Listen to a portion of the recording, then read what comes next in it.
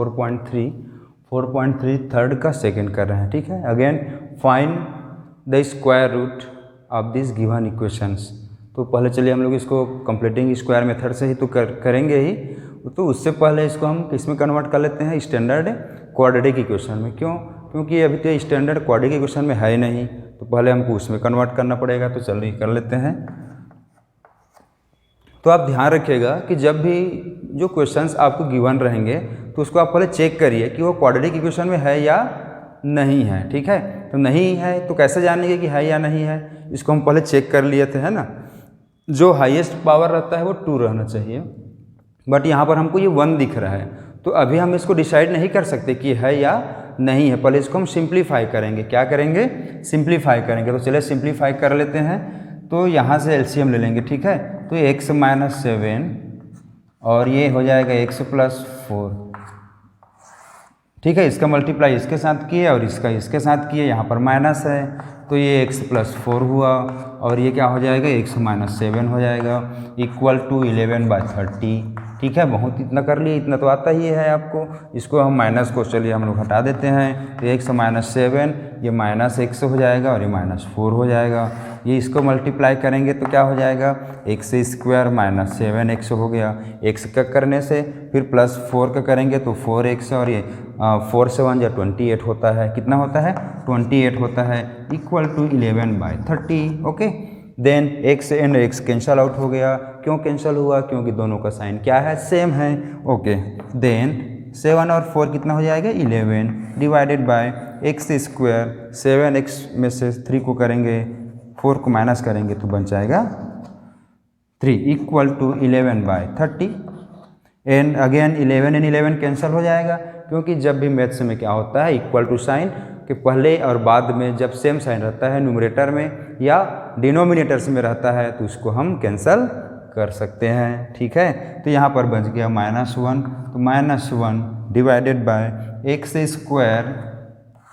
चलिए इसको सेपरेट कर देता हूँ। -3x - 28 is equal to 1/30। Cross multiply कर लेते हैं तो -30 equal to x² - 3x - 28 equal to 0। Arrange कर लेते हैं इसको तो क्या हो जाएगा, x² - 3x - 28 इधर आएगा तो +30 हो जाएगा इक्वल टू 0, ठीक है। Then x² - 3x + 2 equal to 0।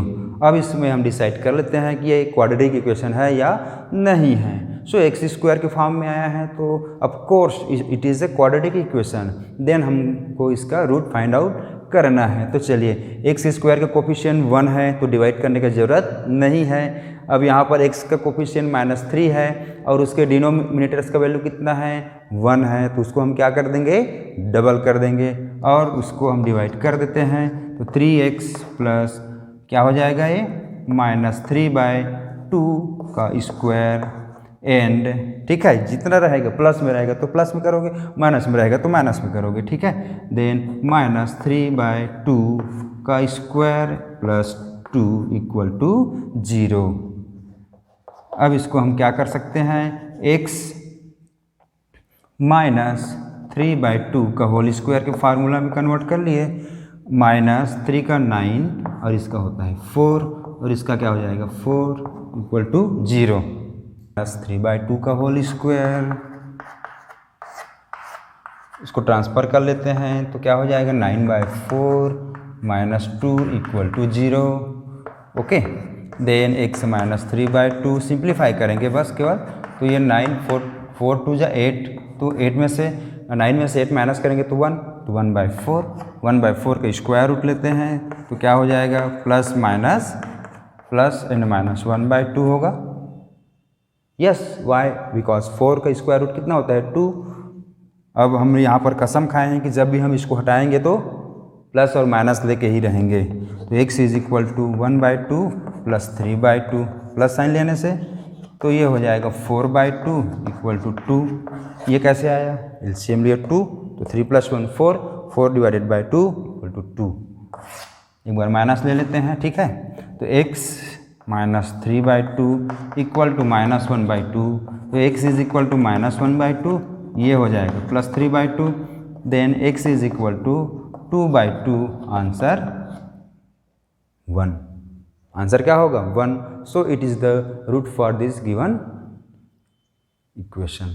बहुत लंबा चौड़ा लग रहा है हमको, बट अभी बहुत ही इजी है। तो हम पहले क्या करेंगे, उसको कन्वर्ट करेंगे क्वाड्रेटिक इक्वेशन में। आ गया तो फिर उसको हम कंप्लीटिंग स्क्वायर मेथड से।